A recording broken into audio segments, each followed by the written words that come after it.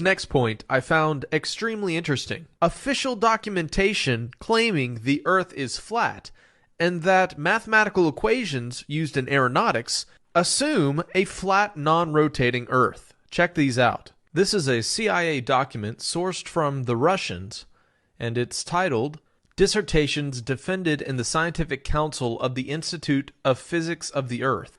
In the document, it mentions a near sun and a formula that is derived on the assumption of a flat Earth. This United States Army document from the Army Research Laboratory on the propagation of electromagnetic fields over flat Earth mentions transmitters placed on the surface of a flat, idealized Earth. In one of its figures, it also mentions flat Earth. In another Army Research Laboratory document, it depicts a diagram showing a flat Earth, crepuscular rays that we mentioned earlier, and a near and localized sun. Here's another document on projectile flight dynamics, and the equations in the document assume a flat Earth. Here's a NASA document on the derivation and definition of a linear aircraft model. Introduction. This report details the development of the linear model of rigid aircraft of constant mass flying over a flat, non-rotating Earth. NASA document on the SR-71 Blackbird and its top speed of 2,193 miles per hour.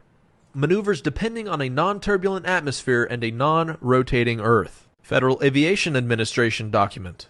Equations of motion assuming a flat, non-rotating Earth. Another NASA document. A rigid aircraft flying in a stationary atmosphere over a flat, non-rotating Earth. An aircraft model for the AIAA Controlled Design Challenge. Flight dynamics of a rigid aircraft flying in a stationary atmosphere over a flat, non-rotating Earth. NASA Technical Paper 1285, Flat, Non-Rotating Earth. A NASA Georgia Tech project in conjunction with the U.S. Air Force. A model frequently used is that of a flat, non-rotating Earth.